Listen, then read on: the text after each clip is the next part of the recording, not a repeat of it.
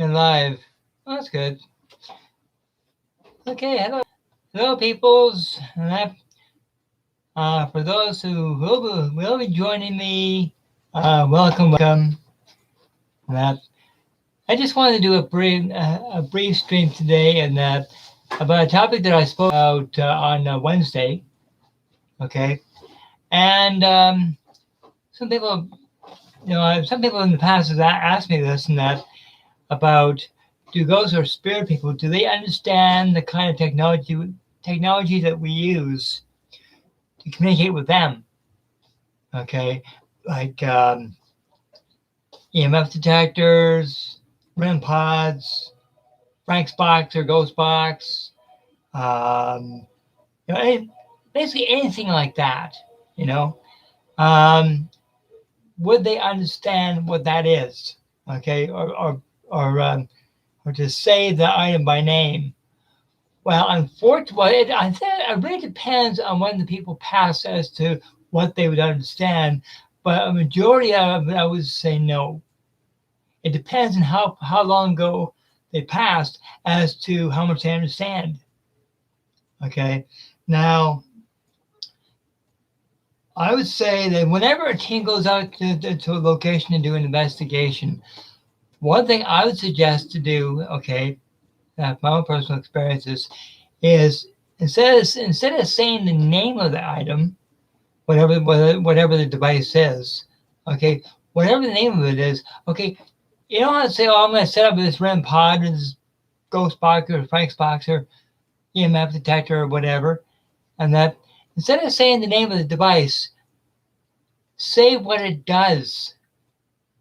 Okay, now the one item that I found on YouTube that is so very popular, well, one of them is, I said, the REM pod, which is circular, okay, and when any kind of energy gets close to it, it's very, very sensitive. Whenever an energy gets close to it, it starts to beep, and then light starts to flash, okay? That they don't understand.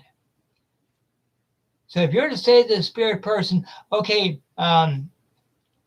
how about going over to that round thing, and if you get close enough, it'll start beeping, and lights will start flashing. That will mean that you're nearby.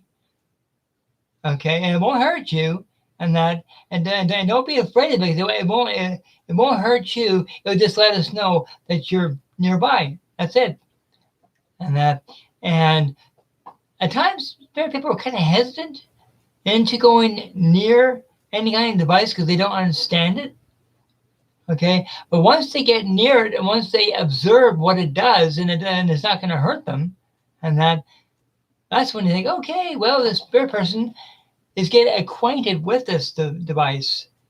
Okay, or even or better yet, okay, another device that I absolutely love personally was known as, I think it's either known as the Frank's box or the Ghost box. And that's basically when, however the spirit person speaks, goes into the machine, okay, it translates the energy into a sound, okay, so that we can hear it. So what the spirit person says, we'll hear the same thing in the physical world. So as for example, you say, "Is anybody here?" The spirit person says, "Yeah, I'm here." Okay, well, you'll hear the machine go, "Yes, I'm here." Well, that's just an example. I don't sound like that, but that's just an example. And so basically, of what the spirit person says into the machine, you'll hear the same thing back. And sometimes there's great interaction with these devices, and of course, there are other devices too that some teams have actually used, especially our team, SWYPT, and that they actually use a device. Okay, it's called an SLS camera. Okay, and we've had some amazing results with this thing, because basically, when you look through the screen, okay, let's say a spirit person is there and a physical person. Well, both, okay, will show themselves as a stick figure. That's how the machine translates the energy. Okay, so basically, the spirit person, okay, will be standing, sitting, whatever. They will be in stick figure. And then, because you see what happened was the last time they went out with the SLS camera is there was a spirit person in front of a gravestone, just sitting there. Okay. And hang on a second. Can you turn the volume down a little bit? Thank you.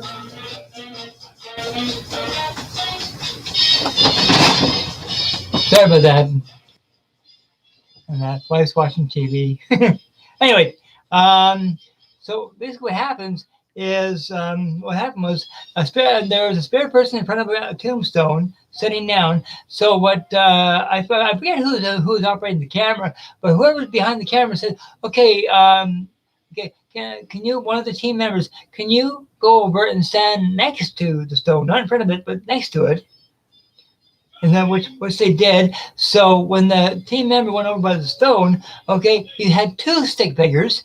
And then when the person holding the camera said to the other teammate, "Wave your hand so that we'll know which stick figure is the spirit person and which one is the physical person." Well, the physical person waved, and then they said, "Okay, can you get out of the frame again so we can concentrate on the spirit person?" And so that proves that not only does the camera work on the spirit person, it also works on the physical person. Okay, but the spirit person doesn't understand what the thing is that the person's holding. Okay, and we tell them, don't worry about this camera, because the chances are the person's not even going to know what a camera is. Because a lot of people that were in this particular cemetery passed back in the, I think it was the early or mid 1800s, and that where photography was in absolute infancy, and that so basically they didn't understand technology, period, and that so basically we asked the spirit person. Say, "Okay, we're here just to communicate with you, to say hi, see if you need any help, if you want to chat, just normal human interaction. None of this, oh, throw stuff around, oh, you're fake, blah, blah, blah, blah. No, have a civilized conversation with the spirit person and say, okay, this thing I'm holding, don't worry about it, okay? We just want to have a little chat. But first of all, I want to make sure that you hear me, okay? Can you wave and that to let us know that you can hear us and or if you can see us?" And in both cases, the spirit person actually lifted their arm like this. And that was caught on camera. Okay, so basically, they did understand the machine, but they understood the interaction from one person to another. Okay, which I thought was absolutely fascinating. So sometimes, if you want the spirit person to interact with a certain machine, a certain device, by describing what it does rather than saying what it is, and that they'll think, "Okay, well, you want me to go near that and see what it does? Or you want me to go near it and speak into it? Okay." Now that's something that anybody would understand. Okay, even when I'm in spirit, someone says, "Oh, you want to go over to that device and just go near it and see if you can touch it, or you can watch all the pretty lights come on?" Hey, sure, I don't mind screwing around. Hey, sure, I'll mess around with it. Or if you want me to speak, okay, I'll go, "Hello." That's what I would do in the future when I'm in spirit and someone wants to get my voice. That's probably what I'll do. Because I don't know what it would sound like on the other side, but anyway, by describing what the device does, that way they understand what you're doing, understand what the device is. It's just a method of communication. That's all it is. Nothing else. And that just by some devices are good just for saying, "Hey, we're here," where other devices are more for communication.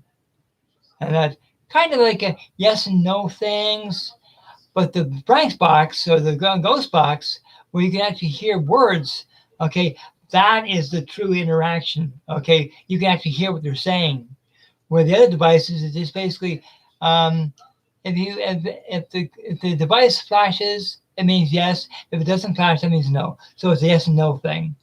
Okay, very controlled.